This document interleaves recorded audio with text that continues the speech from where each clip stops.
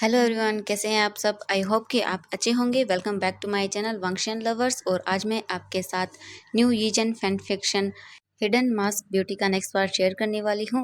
अगर आप चैनल पर नए आए हैं तो प्लीज़ चैनल को सब्सक्राइब और वीडियो को लाइक कर दीजिएगा। तो चलिए आज का पार्ट हम शुरू करते हैं। इससे पहले वाले पार्ट में हमने देखा था हमारी जो मिंगजी है उसने जैन को अपने साथ पार्टी में ले जाने के लिए मना लिया था और जैन को भी मिंगजी की बात माननी पड़ी थी। अब हमें एक पार्टी हॉल का सीन दिखाया जाता है जहाँ पर सभी लोग एक दूसरे से बातें कर रहे थे और एक दूसरे के साथ डांस भी कर रहे थे।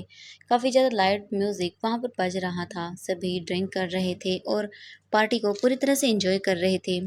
इसके बाद हमारे ईवो के एक फ्रेंड जिसका नाम हाइशवान है, उसने ईवो से कहा कि वो अगर जैन का मास्क हटा देगा तो वो उसको अपनी पॉकेट मनी दे देगा। लेकिन ईवो ने चैलेंज को एक्सेप्ट तो कर लिया। उसने कहा कि नहीं, मुझे तुम्हारी पॉकेट मनी नहीं चाहिए। इसके बाद हाइशवान ने कहा कि तो तुम्हें क्या चाहिए। ईवो सवाल करते हुए बोला कि वो मैं तुम्हें बाद में बताऊंगा, पहले मैं जाके तुम्हारे इस चैलेंज को कंप्लीट करता हूँ। ये बोलकर ईवो अपने हाथ में एक वाइन का गिलास लेता है और वो जैन की ओर जाने लगा। और वहाँ दूसरी तरफ हमारा जैन चुपचाप से वहीं खड़ा हुआ था और वो सभी को ऐसे डांस करते हुए देख रहा था। उसका किसी पर भी कोई ध्यान नहीं था। तभी जैन के पास उसका वही कॉलेज वाला फ्रेंड आ जाता है जिसका नाम जिली है। ज़ेली ने ज़ैन को देखते हुए कहा कि हे ज़ैन, क्या हुआ? तुम ऐसे यहाँ पर क्यों खड़े हो? चलो ना, हम दोनों डांस करते हैं। लेकिन ज़ैन ने कहा कि नहीं, उसे डांस नहीं करना है। लेकिन ज़ेली ने कहा कि चलो भी, तुम यहाँ ऐसे क्यों बैठे हो? तुम इतने सैड क्यों लग रहे हो मुझे? कुछ नहीं होगा, चलो मेरे साथ। ये बोलकर ज़ेली ज़ैन का हाथ पकड़ता है और वो उसे डांस फ्लोर पर ले जाता है। वहाँ पर जितने भी स्टूडेंट थे वो एक दूसरे के साथ डांस कर रहे थे। जब उन्होंने देखा कि ये पर्सन भी यहाँ आया हुआ है तो वो सभी लोग अचानक से रुक जाते हैं और जैन की ओर देखने लगते हैं। तभी कॉलेज के कुछ बॉयज़ ने जैन की ओर देखा और कहा कि हे, अब ये भी डांस करेगा? मुझे लगता है कि इसे डांस वगैरह कुछ नहीं आता है, तो तुम यहाँ कर क्या रहे हो? ये बोलकर वो जैन के पास आ जाते हैं और वो जैन को कहीं ना कहीं टच करने लगते हैं। वो बोले कि हे, तुम इतना डर क्यों रहे हो? क्या तुम लड़की हो?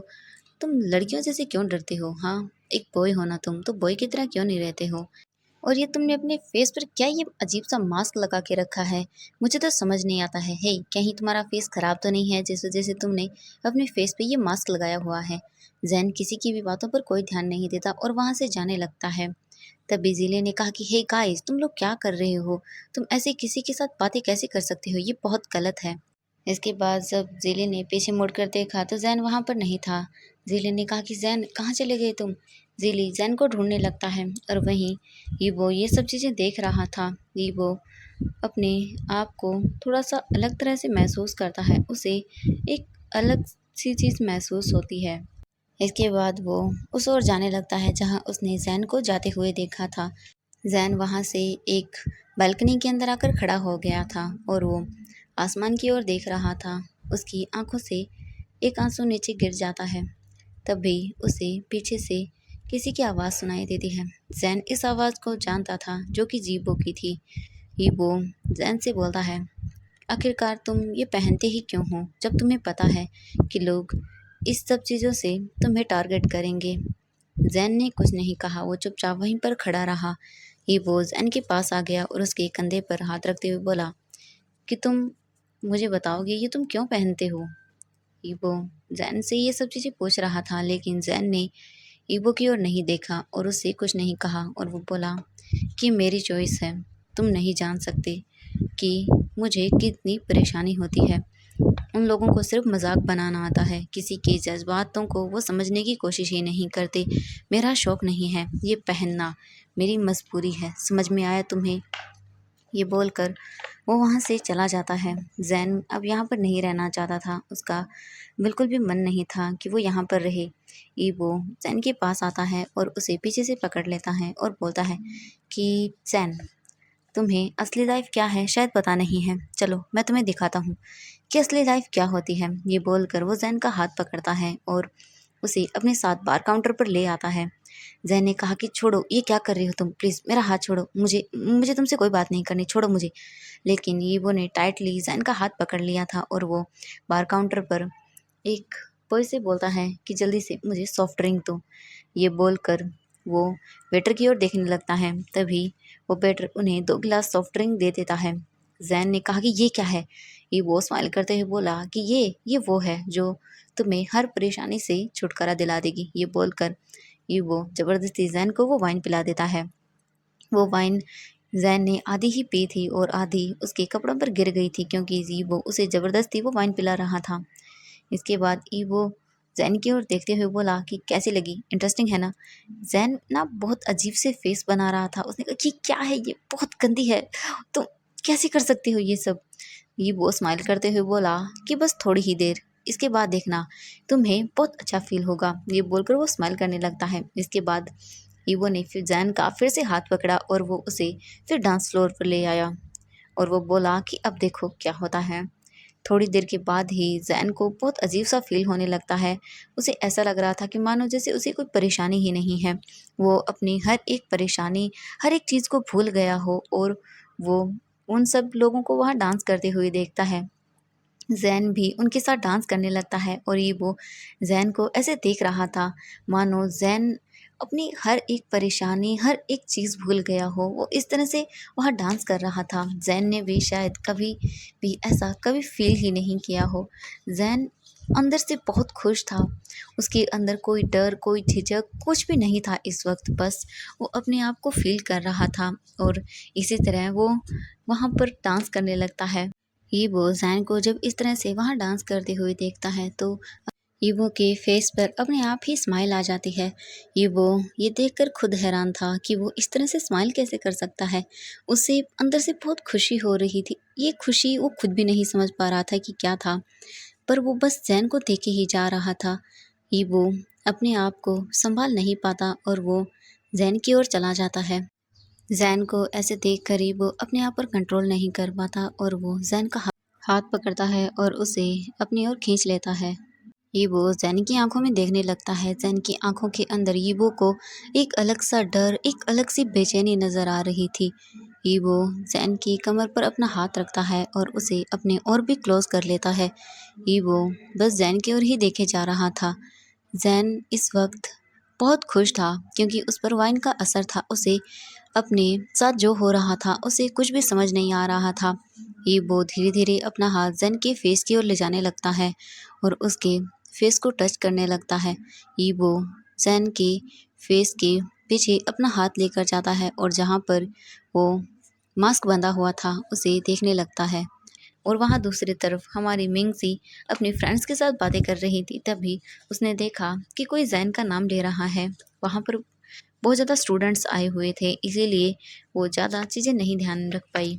उसे नहीं लगा था कि जैन यहाँ से कहीं चला जाएगा। इसके बाद उसने उस ओर देखा जहाँ पर कोई जैन का नाम ले रहा था। मिंगजी ने अपने मन के अंदर सोचते हुए कहा कि ये कौन है जो जैन का नाम ले रहा है।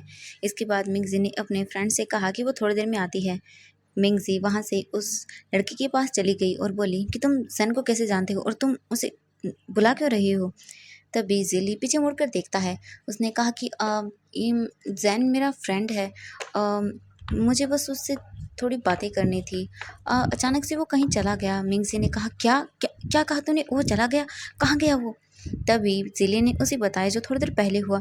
मिंगजी ने कहा कि ओह शिट, मैं कैसे भूल गई, मुझे जैन को अकेला छोड़ना ही नहीं चाहिए था। अब प्लीज़ क्या तुम मेरे ढूंढने में मदद करोगी कि वो कहाँ है। ज़िलिया ने कहा कि हाँ क्यों नहीं, वो मेरा फ्रेंड है, मैं उसे ढूंढने में तुम्हारी हेल्प ज़रूर करूँगा। ये बोलकर ज़िली और मिंगजी दोनों ही जैन को ढूंढने लगते हैं। वहाँ पर बहुत ज़्यादा ही स्टूडेंट्स थे, इसीलिए उन्हें थोड़ी तकलीफ़ हो रही थी जैन को ढूंढने के अंदर। और वहाँ दूसरी तरफ जैन ईबो के साथ था।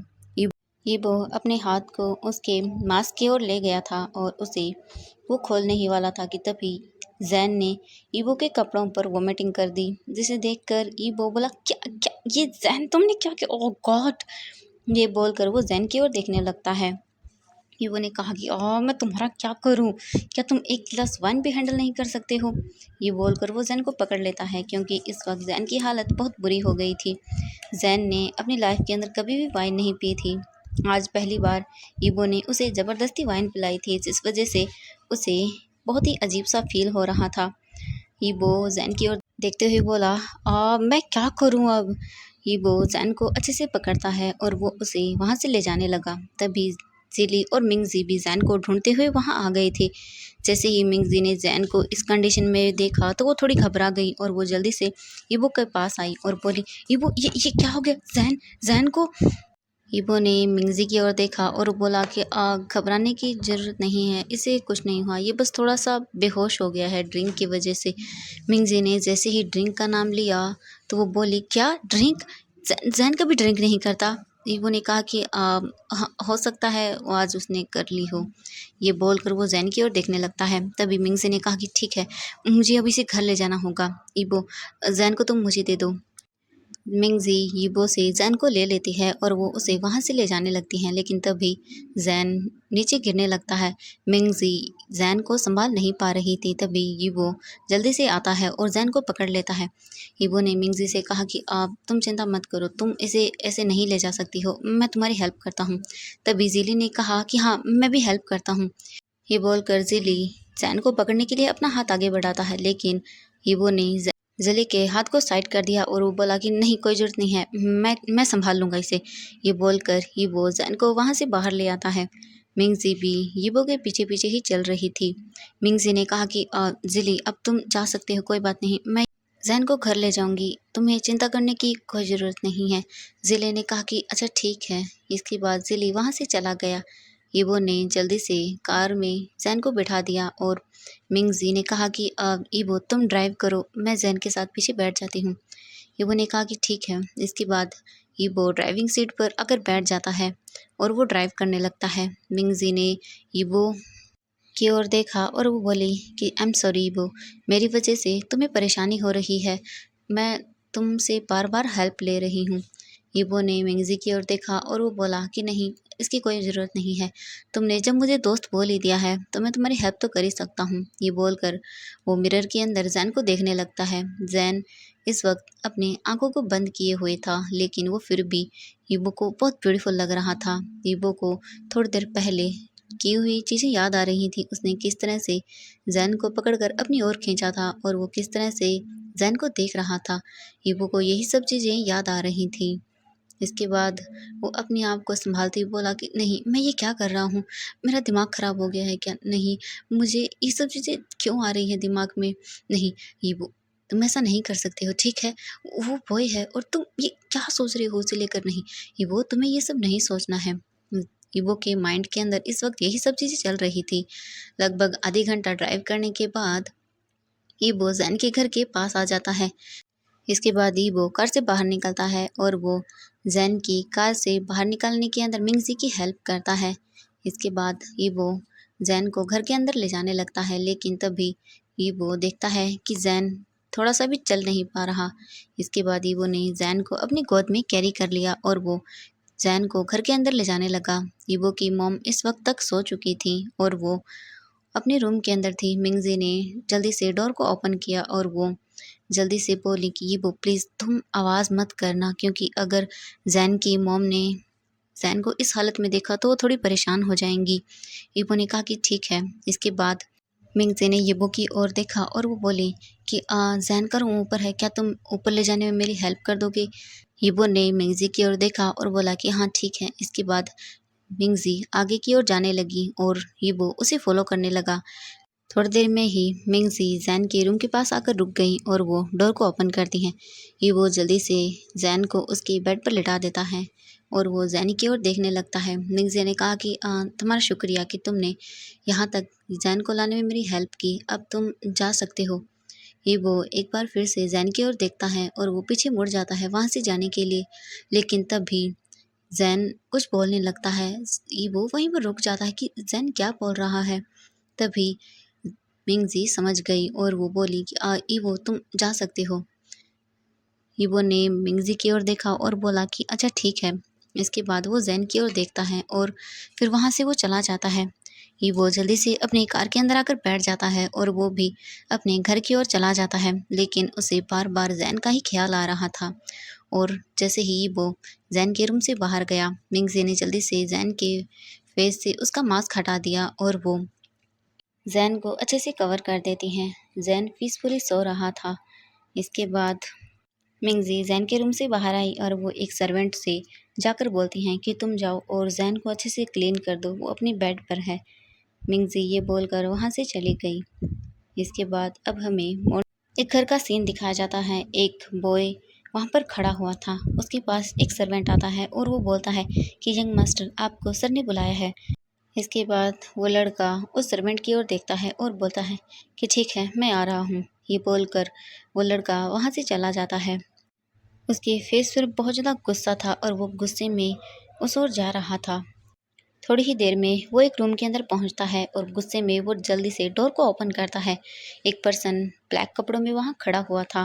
वो बॉय गुस्से में चिल्लाते हुए बोला कि डैड, आप अब तक उसे ढूंढ नहीं पाए। डैड, मैंने कहा था मुझे वो चाहिए, आई वांट हिम। 2 साल से एक लड़के को ढूंढ नहीं पाए, शेम ऑन यू डैड। अब कर क्या रहे हैं? तभी वो पर्सन मुड़कर देखता है और वो बोला, बेटा शांत हो जाओ, मैंने उसके बारे में कुछ पता लगाया है। वो साउथ कोरिया में नहीं है अब। अगर वो साउथ कोरिया में होता तो अब तक मेरी नज़रों से वो बच नहीं पाता। मुझे पता चला है कि वो चाइना में है। ये सुनते ही वो पर्सन बहुत खुश हो जाता है और उसका डैड बोला कि बेटा कार्लो, देखो मैंने तुम्हारे लिए सभी इंतजाम कर दिए हैं, तुम जल्दी ही चाइना जाने वाले हो। कार्लो तो बहुत खुश हो गया और वो बोला, सच में डैड? उसके डैड हंसते हुए बोले कि हाँ बिल्कुल, मेरा बेटा कुछ मांगे और मैं उसे न दूं, ऐसा नहीं हो सकता। उसने मेरे बेटे को हर्ट करने की कोशिश की है तो मैं उसे जिंदा नहीं छोड़ूंगा। अब तुम जो चाहे उससे बदला ले सकते हो, जैसे चाहे वो कर सकते हो। लेकिन एक प्रॉब्लम है। कार्लो अपने डैड की ओर देखते हुए बोला, डैड अब क्या है? अब आप अगर मुझे कुछ भी कहेंगे और मुझे कुछ भी नया करने के लिए बोलेंगे तो मैं आपकी नहीं सुनूंगा। कार्लो का डैड उसकी ओर देखते हुए बोला कि बस चाइना हमारे अंडर नहीं आता है, जिस वजह से हमें कुछ तकलीफ हो सकती है। लेकिन चाइना में मेरा एक फ्रेंड है, बहुत अच्छा, वो तुम्हारी हेल्प कर सकता है उस बॉय को ढूंढने के अंदर भी और तुम्हारी और कामों के अंदर भी वो हेल्प कर सकता है। कार्लो अपने डैड की ओर देखते हुए बोला, आपका फ्रेंड कौन डैड? कार्लो स्माइल करते हुए बोला कि लैन कुरैन, वो तुम्हारी हेल्प करेगा, मैंने उससे बात कर ली है, वो तुम्हारी हेल्प करेगा, तुम चिंता मत करो। कार्लो अपने डैड की ओर देखते हुए बोला, थैंक यू डैड, आप दुनिया की बेस्ट डैड हो।